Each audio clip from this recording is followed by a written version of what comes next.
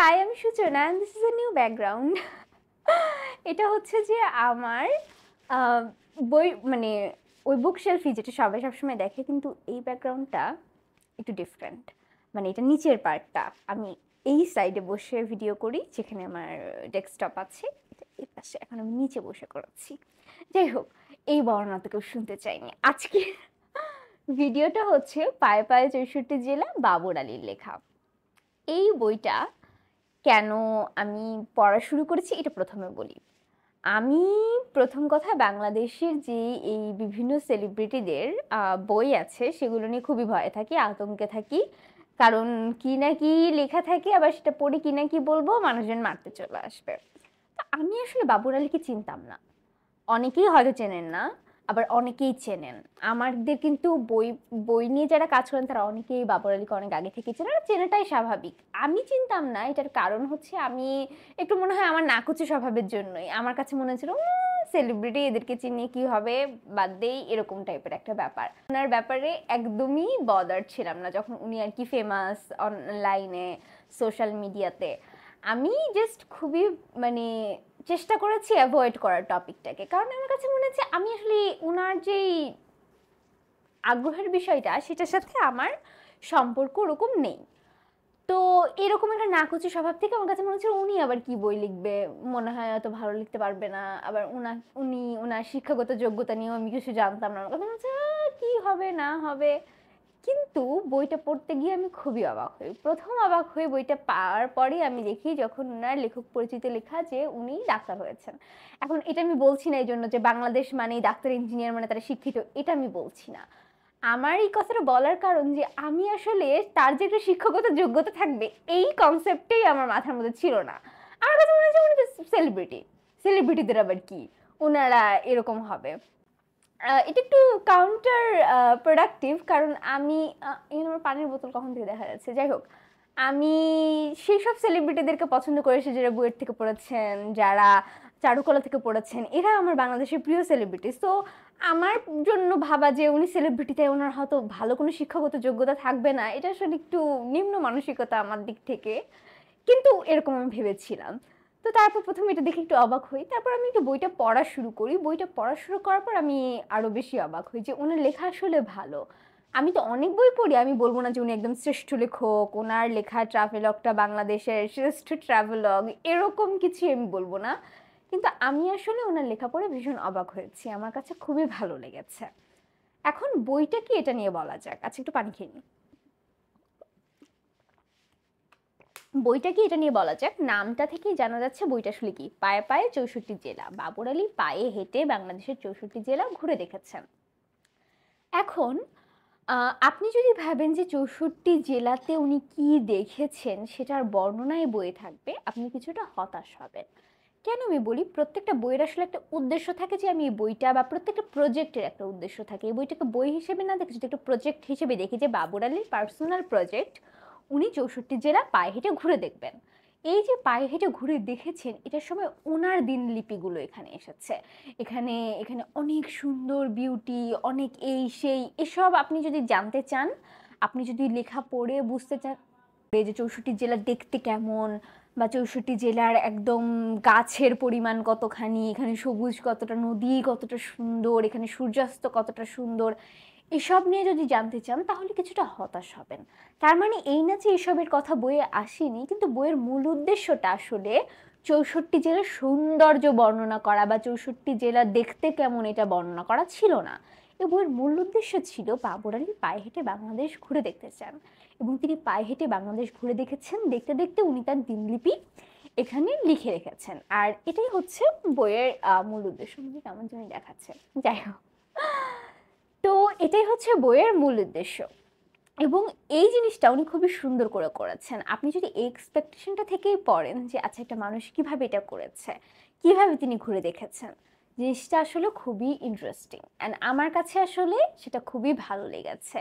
আরেকটা জিনিস আমি বইটা নিয়ে বলবো, সেটা হচ্ছে যে শুরুতে বলেছি ওনার পড়াশোনার ব্যাকগ্রাউন্ড নিয়ে জেনেছি, আবার ওনার হচ্ছে যে এই যে আমি দেখুন দাগিয়ে দাগিয়ে পড়েছি, আবার মার্ক করে রেখেছি। আমি শুরুতে ভেবেছিলাম ভিডিওগুলোতে যেগুলো আমি মার্ক করে মানে ভিডিওতে বই পড়তে গিয়ে যেগুলো মার্ক করে রেখেছি সেগুলো নিয়ে কথা বলবো। পরে মনে হলো যে এত ইনডেপথ ভিডিও কে আর দেখতে চাই, আর মানুষজন অত সিরিয়াসলি নেবে না। যাই হোক, তো আমরা এই যে এগুলো জানতে পেরেছি, মানে বইটা পড়ে যে জানতে পারলাম তার দিনলিপি, এর বাইরে আবার যদি কেউ ধরে নেন যে কোনো বর্ণনায় পাবেন না, সেটা আবার ভুল।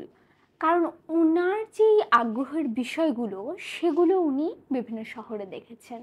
কিভাবে বলি, যে উনি ধরেন কোনো একটা শহরে গেছে, সেখানে গিয়ে উনি সেই শহরে আর যে স্বাস্থ্যকেন্দ্রগুলো আছে সেগুলো নিয়ে কথা বলেছেন।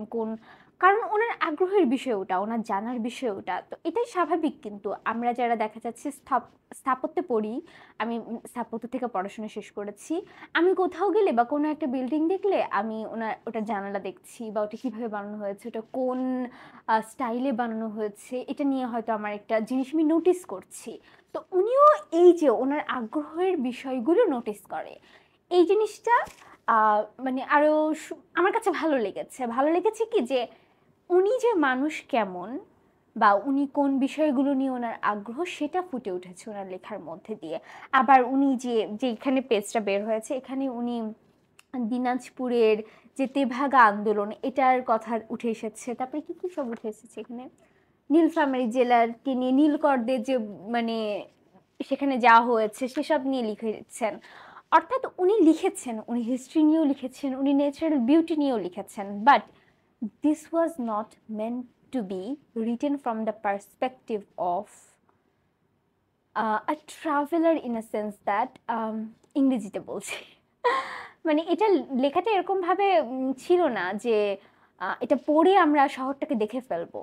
এইটা একজন মানে পায়ে হেঁটে পরিব্রাজক বলে নাকি কি, যাই হোক, তার যে জার্নিতে সে কি দেখেছে, সে কি ফিল করেছে, কোন বিষয়গুলো তার কাছে হাইলাইট হয়েছে সেগুলো নিয়ে উনি লিখেছেন।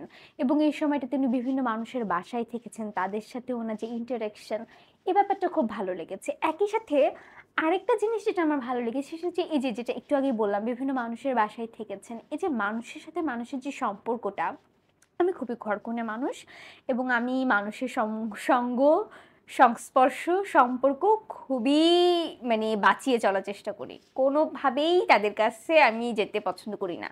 আমার কাছে মনে হয় যে মানুষের কাছে গেলেই তারা আমাকে নিয়ে ডিসঅ্যাপয়েন্টেড হবে বা আমি তাদেরকে নিয়ে ডিসঅ্যাপয়েন্টেড হব, সো তাদের কাছ থেকে দূরে থাকাই ভালো। কিন্তু এই যে মানুষের সাথে থাকলে আসলে ডিসঅ্যাপয়েন্টেড যে হচ্ছে না তারা, বা তারা যে হতাশ হচ্ছে না, সরি, এই জিনিসটা জানতে ভালো লাগে যে মানুষ আসলে ভালো আছে। মানুষ একজন আরেকজনের বিপদে সাহায্য করে, বা একজন মানুষ একটা পাগলাটে তার মাথায় একটা আইডিয়া চলে এসেছে যে আমি পায়ে হেঁটে বাংলাদেশ ঘুরে দেখব, তার বন্ধু বান্ধব চেনা পরিচিত ভাই বা চাচা মামা, চাচা মামা বলছি ইংরেজিতে না বলে আঙ্কেল, এই ধরনের কথা আর কি। তো এদের সাথে যে তার সম্পর্ক, তার এই পাগলাটে আইডিয়াটাকে আগ্রহ নিয়ে সাপোর্ট করছে বা তাকে জায়গা দিচ্ছে, এটা খুব ভালো লেগেছে। আরেকটা কারণে আমি বইটা পড়তে বলবো, যারা লেখক তাদেরকে বইটা পড়তে বলবো। কেন বলি, এটা আমার পড়তে গিয়ে মনে হয়েছে। প্রথম কথা, আমি এই বইটা পড়তে গিয়ে ভেবেছিলাম যে আমি যদি একটা ভ্রমণ কাহিনী লিখি আমি কিরকম লিখবো। আমিও এই সৌন্দর্য দেখেছি, ওই সৌন্দর্য দেখেছি, এরকম ভাবে কখনো লিখতে পারবো না। আমি লিখতে পারবো যে আমি কি দেখেছি, আমি কি ফিল করেছি, এটা। আর আমি যদি কোনো ভ্রমণ কাহিনী লিখি, আমি লিখবো খাবারের চোখ দিয়ে। কেমন করে বলি, আমি যদি লিখি প্যারিস কেমন, আমি দেখবো যে ওখানে আমি কি কি খাবার খেয়েছি, সেই জিনিসগুলো নিয়ে আমি মনে হয় লিখবো। আমি যদি লিখি যে কোরিয়া কেমন, সাউথ কোরিয়া, আমি লিখবো যে ওখানে গিয়ে আমি কি কি খাবার খেয়েছি এটা নিয়ে। আমি যদি লিখি যে ভারত কেমন, সেটাও আমি লিখবো এখানে আমি কি কি খাবার খেয়েছি সেটা নিয়ে। কারণ খাবার আমার খুবই একটা মানে উইকনেসের বিষয়, আগ্রহের বিষয়। একটা জায়গা ঘোরা আমার কাছে অসম্পূর্ণ থেকে যায় খাবার ছাড়া, বা ওখানে কি খাবার খেলাম সেই জিনিসটা ছাড়া। সো আমি যদি লিখি, আমি হয়তো খাবার নিয়ে লিখবো। যদি আমি খুব বেশি খেতে পারি না, কিন্তু খাবার খেতে ভালো লাগে, এই আর কি। যাই হোক, তো আমি এই আইডিয়াটা আমার মাথায় এসেছে বইটা পড়তে গিয়ে, এবং সেটার সাথে কেন লেখার সম্পর্ক সেটা বলি। শুরুতেই বলেছি যে এই বইটার আসলে একটা বই না দেখে প্রজেক্ট হিসেবে দেখলে ভালো।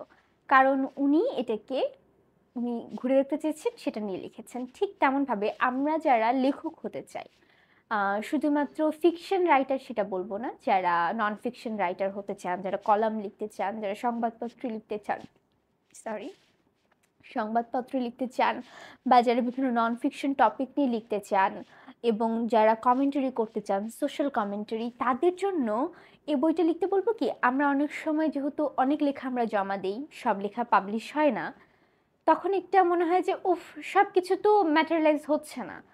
এই বইটা পড়তে গিয়ে আমার কাছে মনে হচ্ছে মাঝে মাঝে আমরা যেটা করি, যে একটা জিনিস ডকুমেন্ট করছি, এই ডকুমেন্ট করে রাখাটাও অনেক মজার একটা ব্যাপার। যে আমরা একটা আইডিয়া করলাম, যেমন এখন আমি একটা প্রজেক্টের মধ্যে আছি, আমি একটা কাঁথা বানাচ্ছি। আমাদের বয়সের কেউ কি কাঁথা সেলাই করে আমি জানি না, আমি বানাচ্ছি। আমি ঠিক করে রেখেছিলাম যে আমি কাঁথা বানানোর পুরো প্রসেসটা ভিডিও করব, সেটা আমি করিনি অলসতায়। কিন্তু এই যে প্রত্যেকটা স্টেপ ডকুমেন্ট করে রাখা বা লিখে রাখার যে ব্যাপারটা, এই বইটা পড়তে গিয়ে আমার মনে হয়েছে, ওনার লেখাটা আমি শুরুতেই বলেছি আমার ভালো লেগেছে, কিন্তু উনি যে সেরা লেখক সেটা আমি বলবো না, কিন্তু তারপর উনি প্রতিদিন ডায়েরি লিখেছেন, প্রতিদিন একটু না একটু কিছু না কিছু লিখে রেখেছেন। এই যে ডেইলি লিখে রাখার ব্যাপারটা, আমি ডেইলি কোনো কিছু একটা করছি, সেটাই কোথাও একটা লিখে রাখছি, এই প্র্যাকটিসটা একজন রাইটার বা যে একজন ডকুমেন্ট করে নিজের লাইফ, তার জন্য খুব ইম্পর্টেন্ট, প্রতিদিন কিছু না কিছু একটা ডকুমেন্ট করে রাখা। আমি এলোমেলোভাবে বলছি কারণ আমি আসলে প্র্যাকটিস করে নিইনি বা লিখেও নিইনি, কি বলবো। So I hope this makes sense.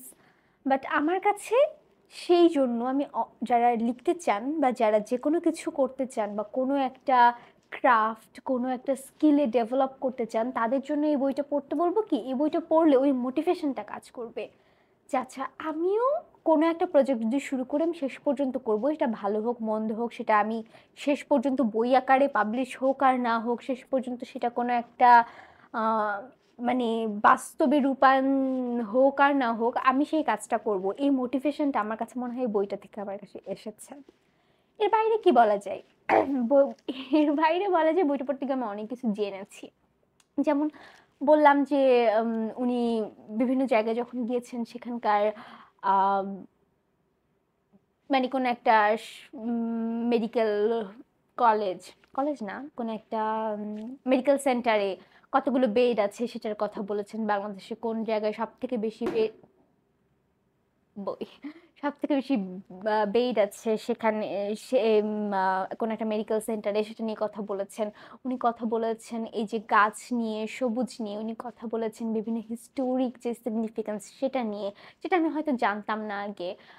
অনেকে হয়তো জানেন, কারণ আমি আসলে ডাম্ব একটা মানুষ, আমি অনেক কিছুই জানি না, কিন্তু আমি এই বইটা পড়ে জানতে পেরেছি। এবং একই সাথে আমি একটা ভালো লেসন পেয়েছি যে মানুষকে আসলে বাতিল করে না দেওয়া। যেমন ওনাকে আমি ওই যে সেলিব্রিটি ভেবে শুরুতেই ভেবে নিয়েছিলাম যে উনি মনে হয় ভালো লিখতে পারবেন না বা উনি কে না কে হবেন, কিন্তু বইটা পড়ে আমি জানতে পেরেছি যে না, উনি আসলে ভালো লেখেন, উনি ভ্রমণ করেন, ওনার অনেক শখ আছে। এই যে এই ব্যাপারটা অনেক ভালো লেগেছে যে ওনার এই যে একটা প্রফেশন আছে, উনি প্রফেশনের দিক দিকে একরকম, কিন্তু তার বাইরেও ওনার বিভিন্ন রকমের হবি, শখ বা ড্রিমস আছে যেটা তুমি চেস করেন। এটাই বলছিলাম যে এই ব্যাপারটা আসলে এই বইটা থেকে আমার কাছে মানে অনেক শিখতে পেরেছি, যে যারা হয়তো পায়ে হেঁটে এসব দেখা নিয়েও আগ্রহ না, যারা হয়তো আসলে দেশ বিদেশ ঘুরতেও পছন্দ করেন না, বা যাদের কোনো কিছু নেই, তারপরও এই বইটা আসলে পড়লে আমার কাছে মনে হয় ভালো লাগবে। আম, আমি এই বইটা আমাকে আসলে আমার আসলে খুব ভালো লেগেছে। চন্দ্রবিন্দু প্রকাশনী এটা পাবলিশ করেছে।